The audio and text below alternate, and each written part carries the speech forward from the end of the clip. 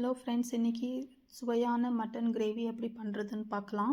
இதுக்கு நான் ஒரு குக்கரில் முதல்ல நான் மட்டன் வேக வச்சுக்கிறேன். வாஷ் பண்ணி வச்சுருக்கிற மட்டனோட கொஞ்சம் நான் ஸ்பைசஸ் பட்டை 2 துண்டு, 2 லவங்கம், 2 ஏலக்காய் சேர்த்துக்கிறேன். சேர்த்துட்டு அடுத்து பார்த்திங்கன்னா கொஞ்சமாக கொத்தமல்லி இலையும் ஒரு 4 புதினா இலையும் வாஷ் பண்ணி அதையும் இதுக்குள்ளே சேர்த்துக்கிறேன். சேர்த்துட்டு 3 ஸ்பூன் இஞ்சி பூண்டு பேஸ்ட் சேர்த்துக்கிறேன். இஞ்சி பூண்டு பேஸ்ட் இப்போ சேர்க்குறது தான் ஃப்ரெண்ட்ஸ், நான் மறுபடியும் சேர்க்க மாட்டேன். இந்த மட்டன் வேகிறதுக்கு தேவையான அளவு உப்பு சேர்த்துக்கலாம்.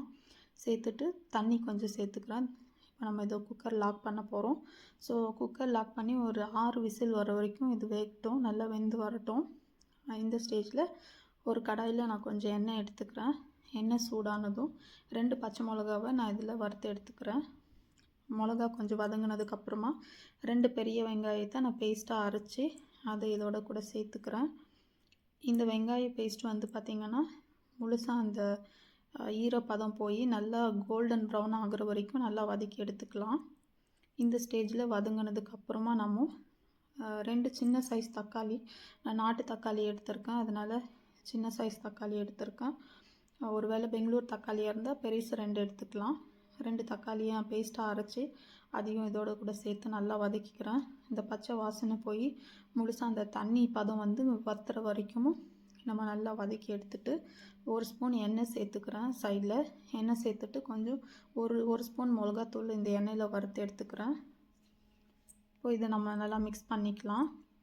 மிக்ஸ் பண்ணிவிட்டு அடுத்து பார்த்திங்கன்னா நான் மசாலாவுக்கு வந்து தனியாக கொஞ்சம் கஸ்தூரி மேத்தி, கொஞ்சமாக கருஞ்சீரகம், கொஞ்சம் மிளகு, கொஞ்சம் ஜீரா, கொஞ்சம் சோம்பு எடுத்திருக்கேன். இதோட கூட பட்டை, லவங்கம், மராத்தி மொக்கு, ஒரு ஸ்டார் அணி, ஏலக்காய், இது எல்லாத்தையும் நான் ஒன்றா சேர்த்து பொடியாக அரைச்சி எடுத்துக்கிறேன். இந்த கருஞ்சீரகம் கொஞ்சமாக எடுத்துக்கணும். இந்த மாதிரி நைஸாக பொடியாக நம்ம அரைச்சி எடுத்ததுக்கப்புறமா இதை நம்ம அந்த வதக்கின தக்காளியோடு கூட சேர்த்து இதையும் சேர்த்து மிக்ஸ் பண்ணிக்கலாம்.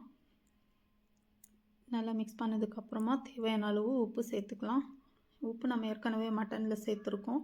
அடுத்து நம்ம மட்டன் வேக வச்சு எடுத்துருக்க மட்டனை இதோட கூட சேர்த்துட்டு நம்ம இதை நல்லா மிக்ஸ் பண்ணிக்கலாம். மிக்ஸ் பண்ணிவிட்டு இப்போ நம்ம இந்த ஸ்டேஜில் உப்பு செக் பண்ணிக்கலாம்.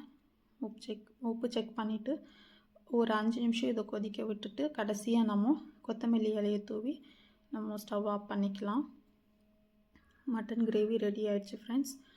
இந்த வீடியோ உங்களுக்கு பிடிச்சிருந்தா லைக் பண்ணுங்கள், ஷேர் பண்ணுங்கள். மறக்காமல் புதுசாக பார்க்குற ஃப்ரெண்ட்ஸ் யாராச்சும் இருந்தீங்கன்னா சப்ஸ்கிரைப் பண்ணிக்கோங்க. தேங்க்ஸ் ஃபார் வாட்சிங் த வீடியோ.